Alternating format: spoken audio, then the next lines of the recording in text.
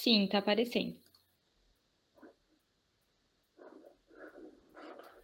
Ok. Precisamos esperar um pouco, o pessoal já chegou, como é que nós estamos aí?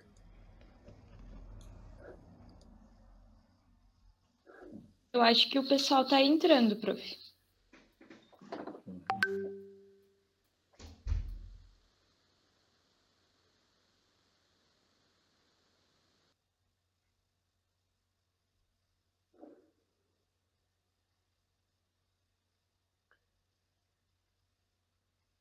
Bom, acho que dá para a gente começar, né?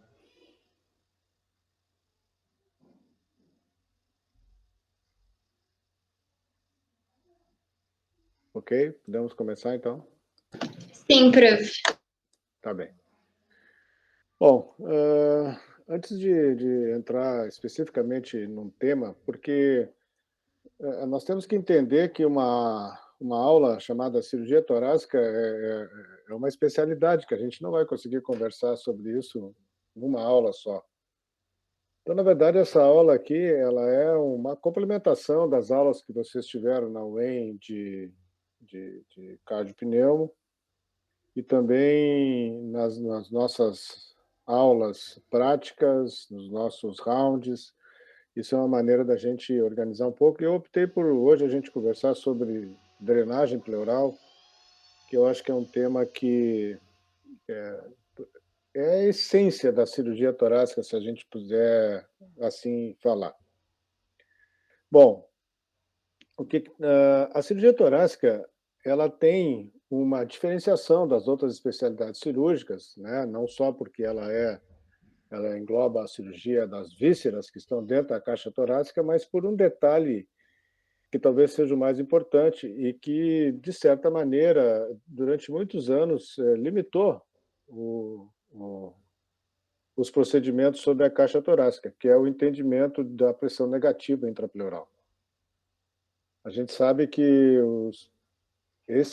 essa pressão negativa intrapleural ela é uma necessidade fisiológica para que o nosso organismo, nossa bomba circulatória possa ser executada, né? Vocês sabem que a redução, a negatividade da pressão intrapleural funciona quase como uma bomba de sucção, trazendo sangue para o coração direito e permitindo que a circulação pulmonar seja efetivada, né? Vocês sabem que o sangue chega nas cavas e das cavas no átrio através de uma pressão negativa intrapleural. E toda vez que essa pressão negativa é quebrada, né, toda vez que há uma subversão e que ela se torna positiva, você já pode então imaginar o quanto essa positividade do espaço pleural pode ser ruim para o funcionamento adequado da circulação pulmonar e também cardíaca.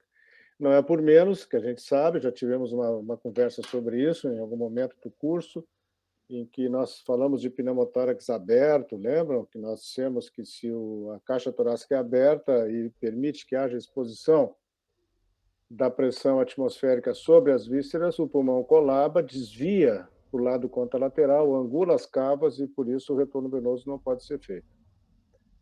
A cirurgia torácica só pôde ser executada depois que de maneira mais segura, depois que se descobriu a anestesia e a intubação da via aérea do paciente. Porque quando nós intubamos a via aérea do paciente, nós, de alguma maneira, assumimos o comando ventilatório e esse colapso pulmonar, essa retração pulmonar que ocorre quando tem a entrada do ar atmosférico, ela pode ser... Professor, Pois não? desculpe me interromper, o senhor está passando os slides? Não, ainda não. Ah, tá. Ainda não. Estou fazendo só uma introdução e depois vou falar sobre a aula sobre o manejo dos drenos pleurais, tá? Bom, então, esse conceito de negatividade do espaço pleural, ele é fundamental na cirurgia torácica, certo?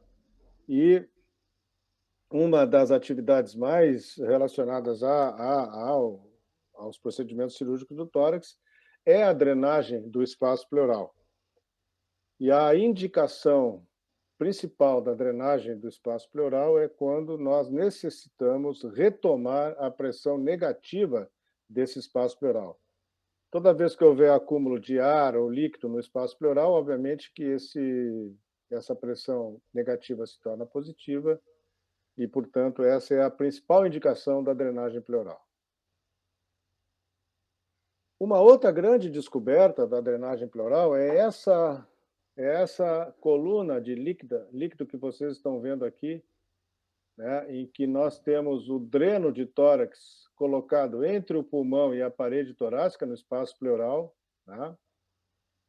E esse dreno de tórax ele está acoplado a um sistema que mergulha a sua ponta dentro de uma coluna líquida, certo? E essa coluna líquida ela serve para impedir que o ar atmosférico entre e pelo dreno e vá até a cavidade pleural, mas, ao mesmo tempo, ela não impede a saída do ar e do líquido de dentro do espaço pleural. Esses 2 centímetros, que é o tamanho, o quanto de haste que nós temos que mergulhar, é a distância que permite que não entre o ar e que também possibilita a saída do líquido e de ar de dentro do espaço pleural na ins e na expiração. Por isso que quando nós temos um dreno pleural num paciente em pós-operatório, alguns de vocês já puderam ter a oportunidade de ver isso, né? A gente solicita ao paciente que ele tussa. Quando ele tosse, ele aumenta a pressão dentro da caixa torácica, como nós estamos vendo aqui, e a tendência do ar é sair. Quando a gente faz uma inspiração profunda, a tendência do ar é entrar para dentro da caixa torácica, mas ele não vai entrar porque essa coluna líquida impede. Apenas sobe um pouco a coluna e depois ela retoma para o seu lugar. Isso que parece uma coisa assim tão óbvia, demorou mais de 1.500 anos para que a gente pudesse descobrir. Isso foi descoberto um pouco antes da Primeira Grande Guerra Mundial, quando se determinou que a drenagem pleural fechada era o ideal para os pacientes submetidos a trauma. Isso foi uma descoberta da Primeira Grande Guerra Mundial. Porque os pacientes da Primeira Grande Guerra Mundial, vítimas de ferimento por arma de fogo, arma branca, usava-se baioneta naquele tempo, eles eram submetidos à drenagem aberta, como Hipócrates prescrevia. Imaginam, Hipócrates viveu 200 anos antes de Cristo.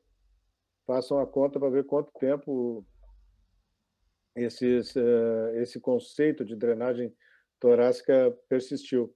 Então, no início do século passado é que nós descobrimos, há mais ou menos 100 anos, cento e poucos anos, é que foi descoberto que se tu colocasse uma coluna líquida entre o dreno e a atmosfera, tu impedia a entrada do ar. E, com isso, os ferimentos de tórax, que na época tinham uma mortalidade de quase 70%, 80%, reduziram para menos do que 10% de mortalidade com esse tipo de procedimento.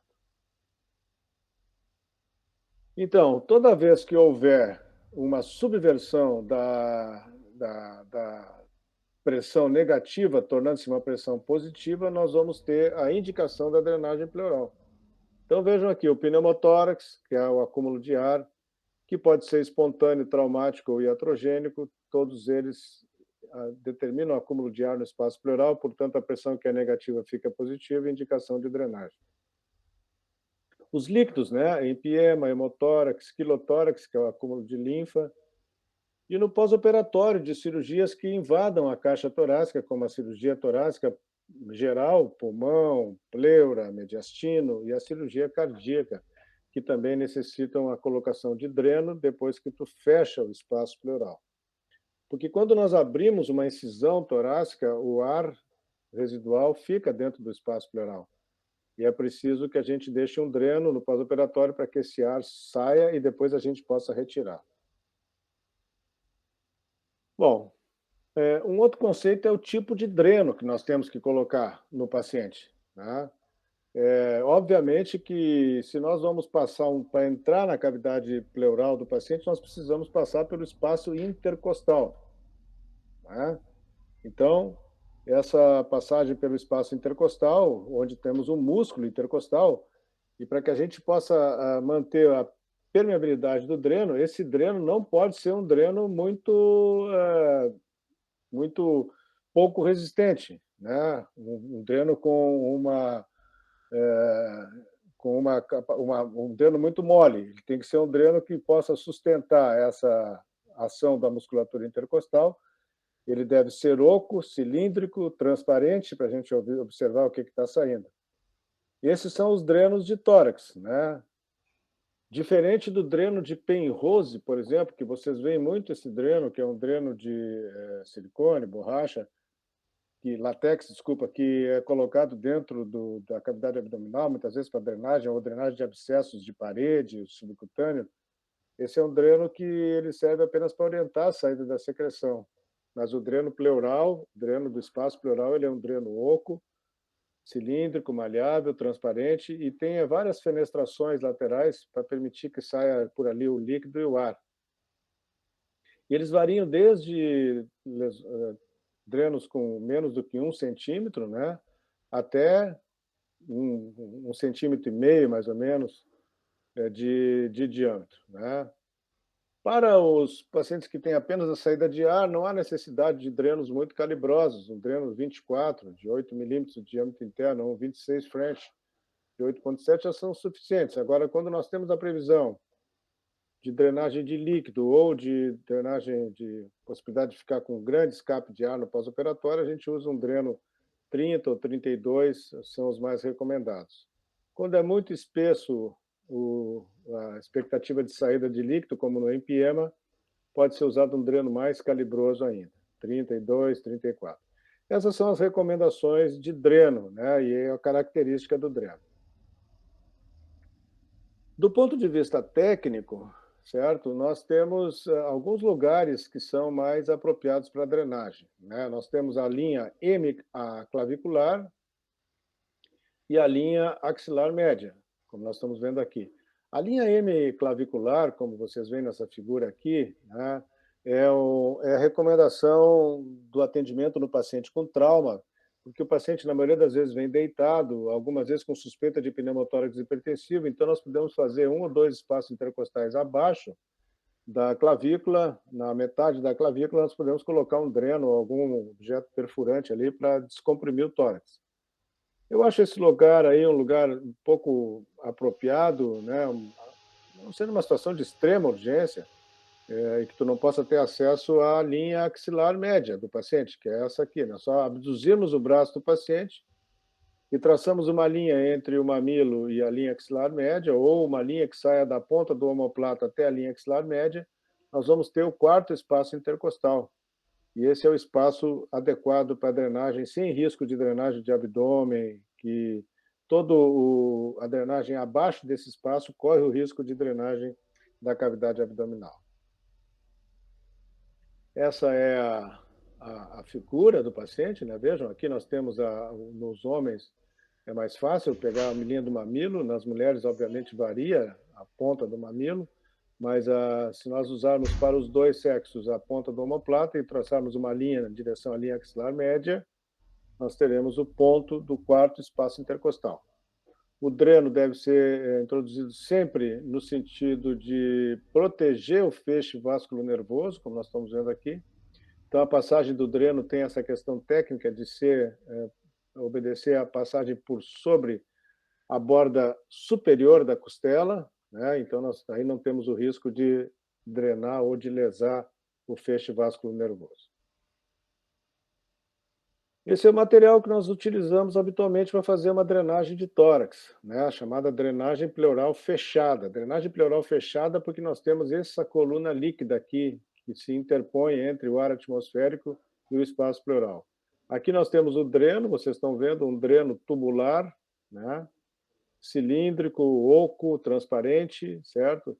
Ele vai ser conectado a um látex que vai chegar até essa haste, vai se comunicar, e essa haste mergulhada 2 centímetros dentro de um líquido, normalmente soro fisiológico.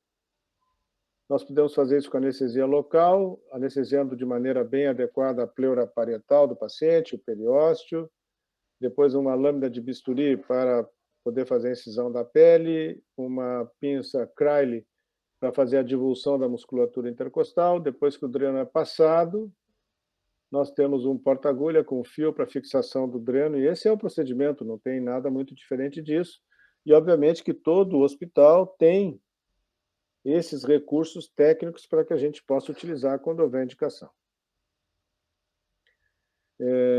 Uma coisa importante, apenas só para detalhar, toda vez que se vai fazer um procedimento, é sempre bom a gente ter o raio-x na sala para a orientação do lado em que vai ser feito. Não é incomum, muitas vezes, na pressa de drenar, errar o lado, isso é uma tragédia. E aqui aparece a haste mergulhada 2 centímetros. Então, não interessa quanto nós vamos colocar de líquido dentro do frasco. O que interessa é o quanto a haste vai estar mergulhada. Ok? Então, esses são os aspectos técnicos. Aqui vocês têm o ponto delimitado. Fizemos um botão na pele. Esse botão da pele vai até bater na costela. E quando bater na costela, nós injetamos mais anestésico, que é a lidocaína 1%, sem adrenalina.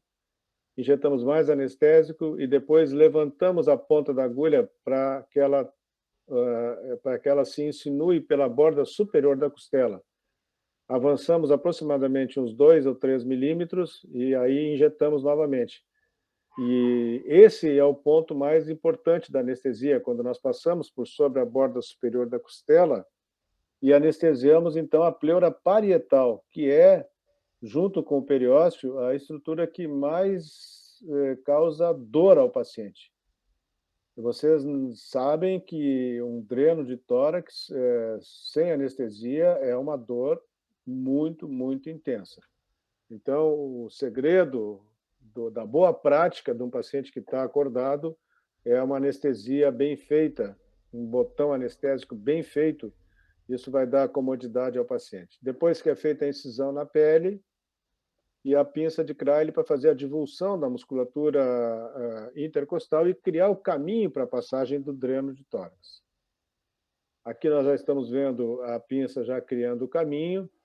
E aqui a pinça, outra pinça acoplada ao dreno. Ela vai presa no dreno, passando por sobre a borda superior da costela e adentrando ao espaço pleural. Aqui nós já estamos vendo, esse paciente tinha um derrame pleural, veja que já está saindo líquido pelo dreno que já está dentro do espaço pleural. Na medida que entrou o dreno, o líquido que está sob pressão positiva vai procurar a saída, e a saída vai ser exatamente o dreno que nós estamos colocando.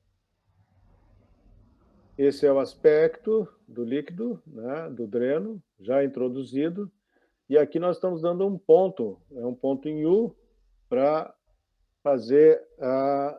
prender o dreno junto ao orifício de entrada, de maneira que ele não possa se deslocar, nem cair, nem ser arrancado. Esse ponto é uma bailarina que nós fizemos, né, de maneira que vai deixando uma parte de fio para que, quando nós formos retirar o dreno, a gente utilize esse mesmo fio para fechar esse orifício criado para a passagem. Esse é um ponto de segurança e esse é a saída já do dreno. Nós estamos aqui clampeando o dreno, tirando devagar. Algumas vezes, quando é derrame pleural, tem que tirar de uma maneira um pouquinho mais lenta para não causar um edema de reexpansão. E esse é o aspecto final da drenagem, né? Um dreno aqui na linha axilar média, já acoplado ao sistema. Então, esse, do ponto de vista técnico, é o que nós queríamos trazer para vocês até agora. Até agora, houve alguma pergunta, alguma dúvida que vocês tenham, pessoal? Tudo certo, prof. Então, vamos adiante. Bom, alguns detalhes assim excepcionais, né? A drenagem pós-ressecção pulmonar, por exemplo, né?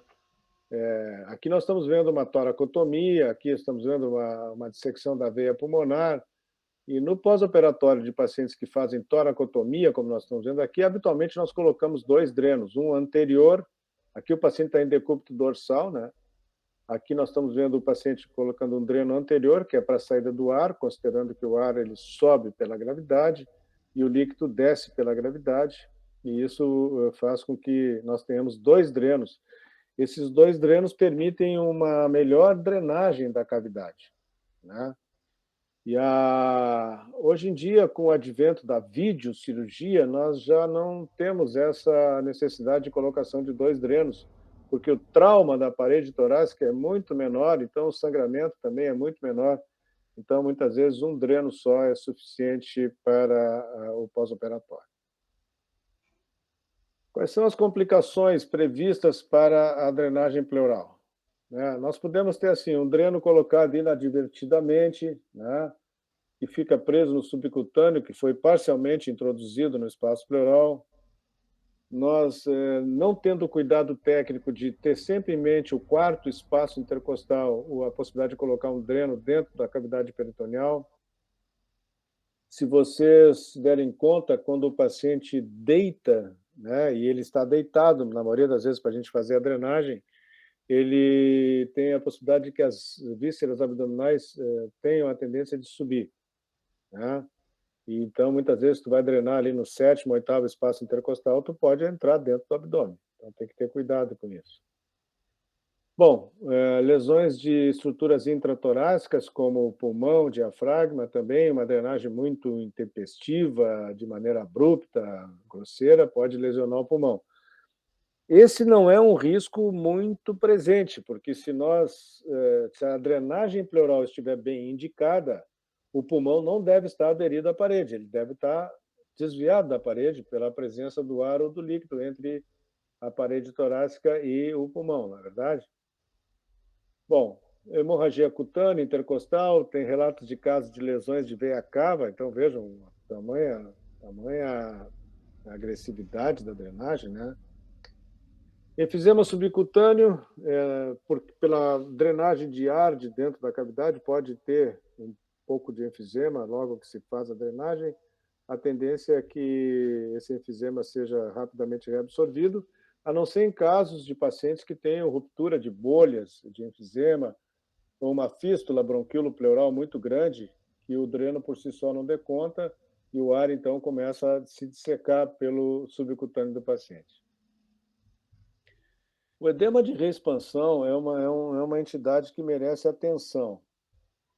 Quando nós temos o acúmulo progressivo, lentamente progressivo, de líquido no espaço pleural, certo? Nós podemos fazer com que o pulmão vá sofrendo parcialmente um colabamento até que fique totalmente colabado. Esse líquido ele vai fazendo com que haja uma constrição pulmonar, uma restrição pulmonar pela presença do líquido em volta do pulmão. Quando nós drenamos esse líquido, se nós fizermos isso de uma maneira muito rápida, o que vai acontecer é que, após a saída do líquido, a negatividade do espaço pleural é retomada e o pulmão expande.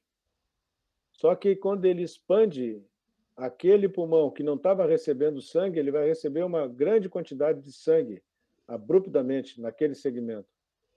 E esse sangue pode extravasar para o espaço intersticial, e esse extravasamento para o espaço intersticial pode também ocasionar transsudação para dentro dos alvéolos e o paciente fazer um edema pulmonar muito grave.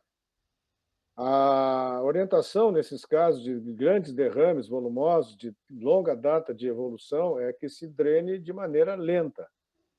Se coloque um dispositivo, pode ser até um dreno, mas não que se abra rapidamente e permita que esse paciente drene totalmente, rapidamente esse líquido todo, fazendo com que o pulmão expanda e rompa a microcirculação e esse sangue vai para o interstício e causa edema de reexpansão. Isso é muito importante.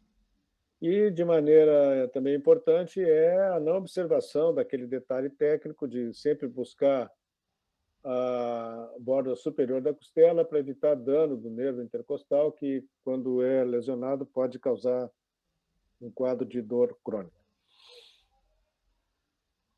Bom, são alguns tipos de drenagem, Nós já falamos o mais importante, esse é aquilo que nós já comentamos, o dreno 2 centímetros de mergulhado. Quando a gente tem uma previsão de muita drenagem, de muito líquido, nós podemos botar um frasco coletor, em que a válvula ela transporta para o outro vaso, e aqui então não entra o líquido, porque o que acontece aqui? Quando nós temos o líquido saindo, por exemplo, o paciente com hemotórax ou com empiema ou com derrame pleural neoplásico, esse líquido vai entrando aqui no espaço e essa coluna vai subindo. Cada vez que a coluna vai subindo, ela vai aumentar a resistência para saída do líquido de dentro do espaço pleural. Então, nesses casos, a gente deixa um dreno coletor e mantém aquele critério de 2 a 3 centímetros num frasco acessório. Essa aqui é o sistema de aspiração contínua, né? Esse aqui é outro sistema que a indicação da aspiração contínua, vocês vão ver isso, a gente chama de drenagem ativa, né?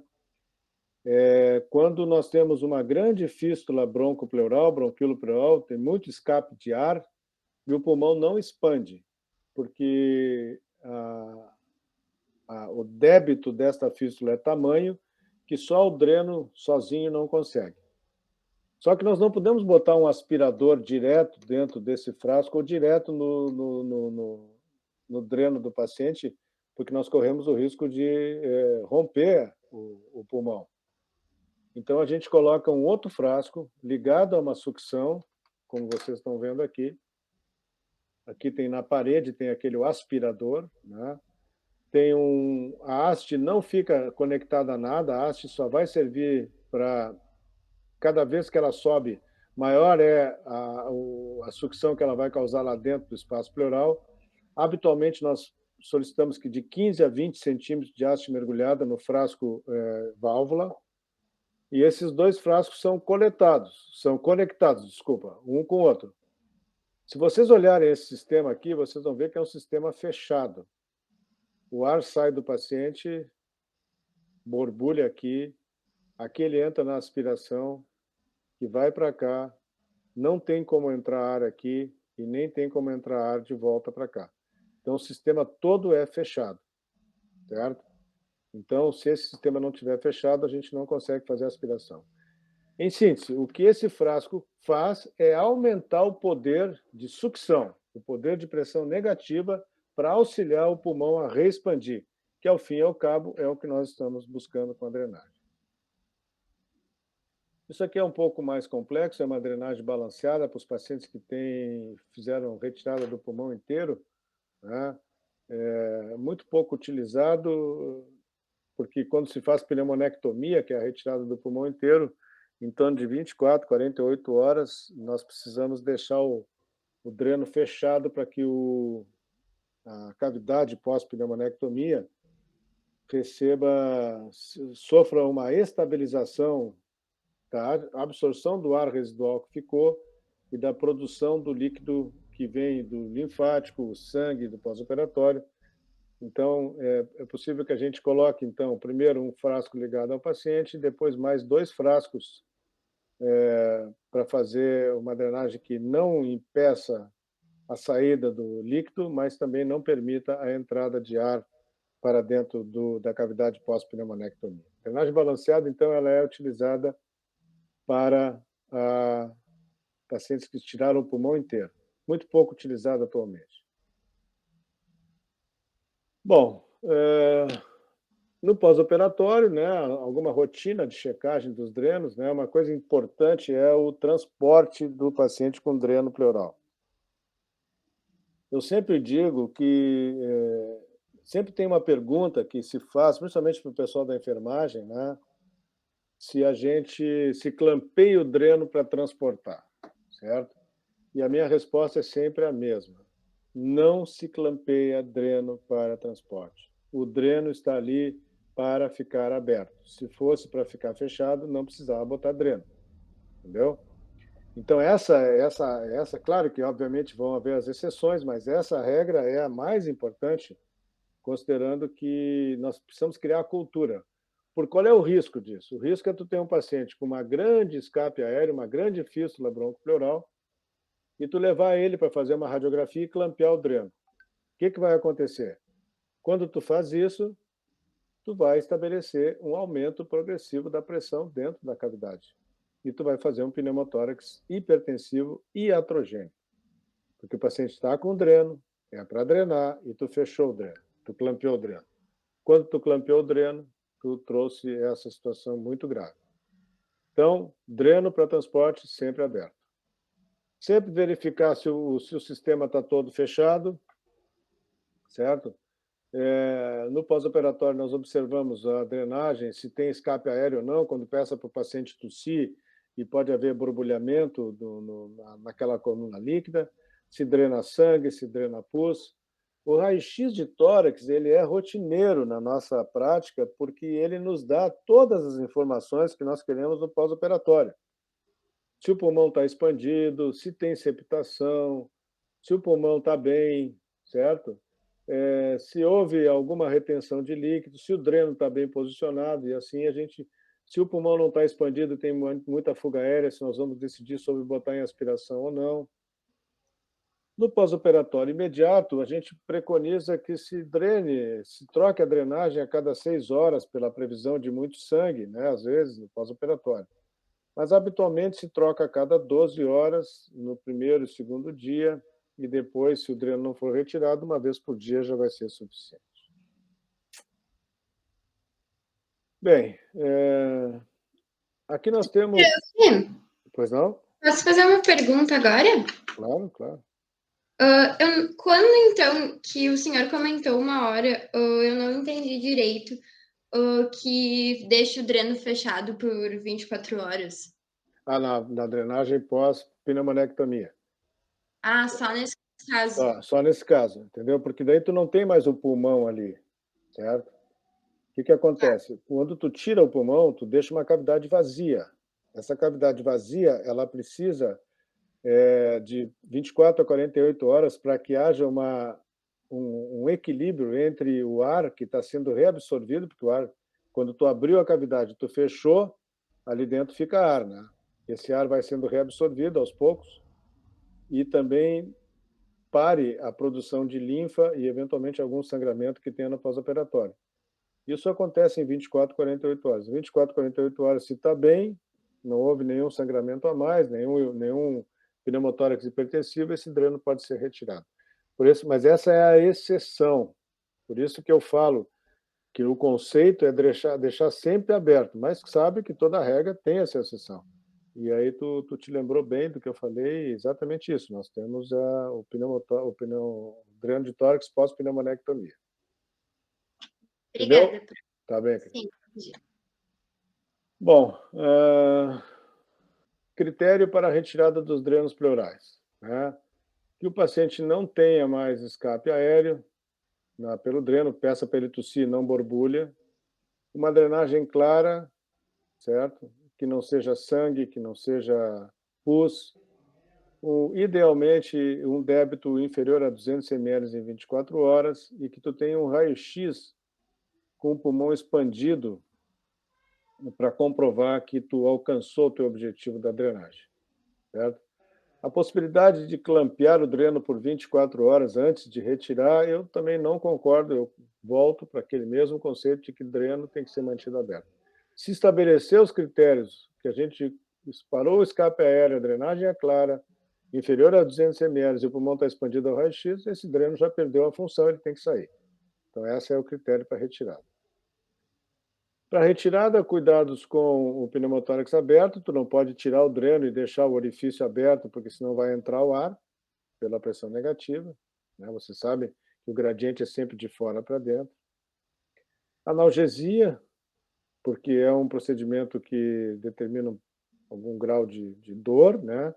E depois que se retira o dreno, é solicitado um raio-x de controle antes do paciente receber alta hospitalar ou alta do serviço de cirurgia torácica.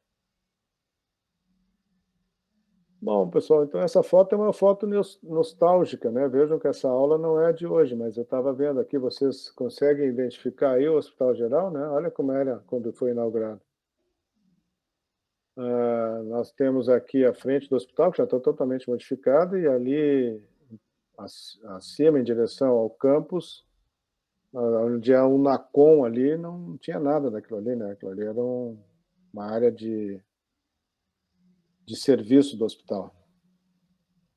Ok?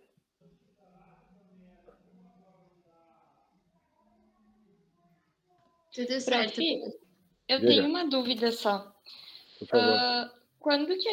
Em que momento que a gente faz o raio-x de controle? É quanto tempo depois de tirar o dreno? Normalmente em torno de 6 horas, mais ou menos, depois de retirar o dreno. Não tem um tempo específico assim, mas entre 3 a 6 horas depois de retirado o dreno, faz o raio-x, se estiver tudo bem, libera. Tá bom, obrigada, prof.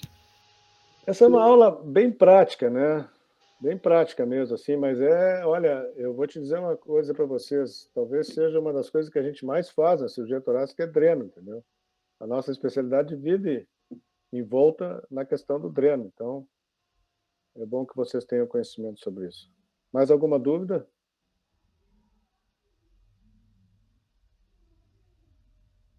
Então tá, pessoal, foi um prazer. Desculpa mais uma vez por não ter conseguido dar aula na sexta passada que a gente tinha marcado, tá bom? Mas eu espero que tenham aproveitado. Um abraço a todos.